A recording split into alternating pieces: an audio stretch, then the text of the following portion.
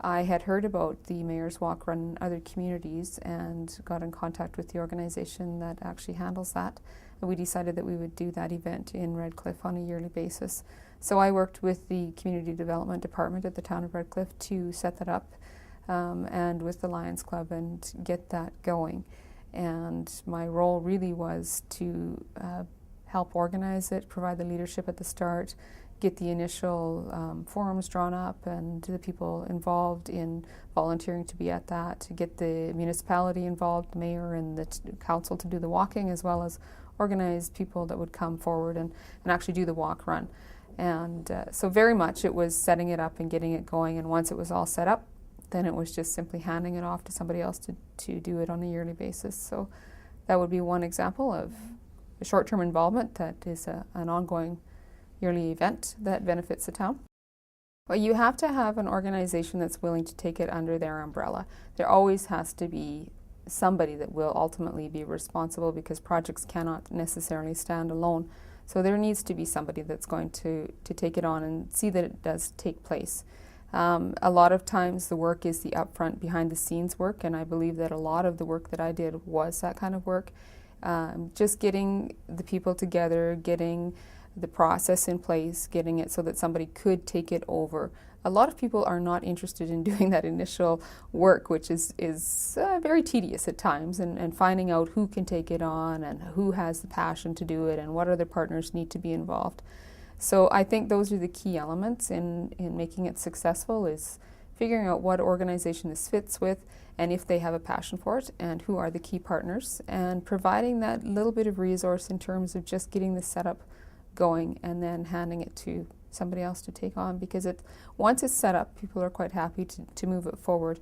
But a lot of times people, it's just one more thing on their plate that they cannot do, and to have the extra body there to help them get that set up is a gift.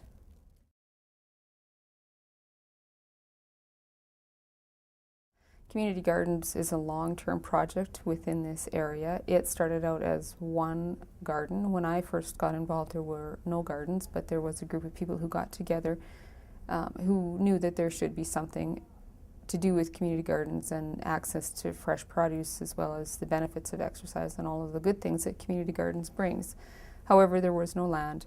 There was really no buy-in from key stakeholders at that time. It was just a thought that started. But the good thing is that there were a group of people meeting together from different organizations that were very interested in taking this forward. And when I got involved with it, we had identified already that there was land available at the Alberta Health Services site that they were willing to donate, and a grant was obtained to get that land up and going. So once we got one garden going, gardeners set up, it was a process of getting all the paperwork and figuring out the process and going through the steps that actually made it something doable.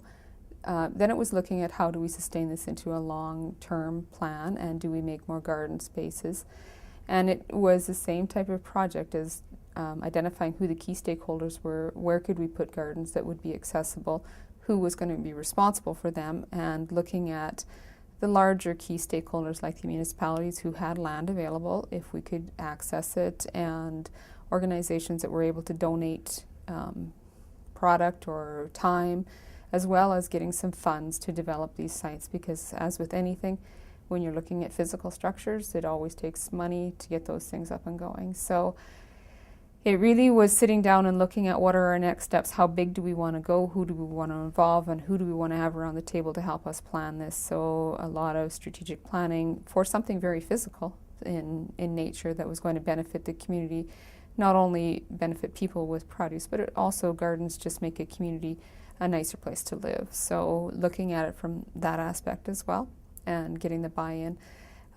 We did a lot of media on it, a lot of coverage to get the word out that this was something that was happening in the community, and sometimes timing is everything. The time was right for this project, and the community was very, very interested in the community gardens, and we got excellent media coverage and a lot of interest from both the City of Medicine Hat and the Town of Redcliffe with donating us land, as well as donating us some of the volunteer work to prepare the sites. So I really do feel that we were very fortunate in hitting the timing right with this particular project.